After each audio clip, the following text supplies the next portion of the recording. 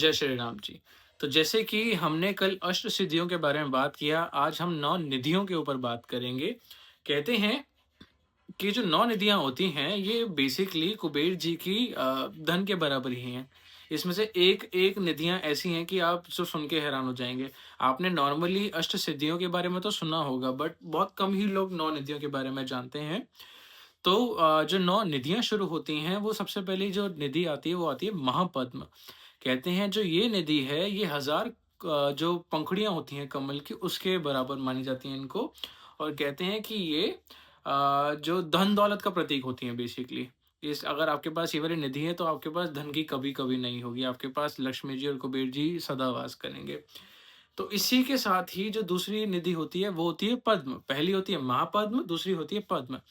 ये 100 पंखुड़ियों के बराबर होती है, और ये कहते हैं कि बेसिकली ये ज्ञान और विद्या का प्रतीक है, कि अगर आपके पास ये होगी तो आपके पास ज्ञान और विद्या की कमी कभी नहीं होगी।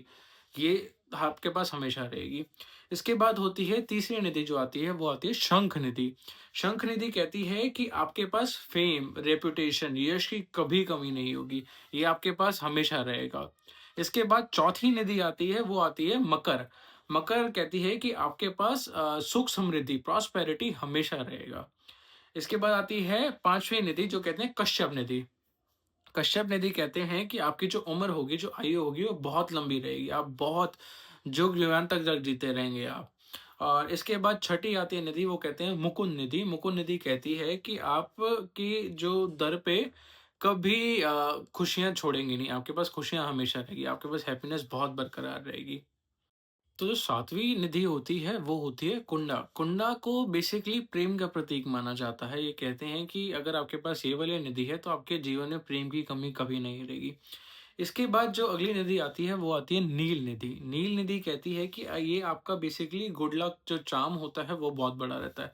आपके साथ आपका लक बहुत साथ देने लग जाता है। और जो लास्ट निधि होती है, ये होती है खारव। खारव कहते हैं ये बेसिकली आपके पास एक घड़ा है प्रॉस्पेरिटी वाला, गुड लक वाला, जो आपकी सारी इच्छाएँ पूरी कर सकता है। You just wish for it और ये चीज़ें पूरी कर देगा। तो ये थी 9 निधियाँ। अगर आज आपको ईज़ी तरीके में समझ आई हों और ये चीज़ आपने पहली बार सुनी हो, तो एक बार कमेंट में जय श्री राम ज़रूर लिख के जाइएगा, और अपना फीडबैक ज़रूर शेयर कीजिएगा, और मेरे साथ इस सीरीज़ में बने रहिएगा। जय श्री राम जी।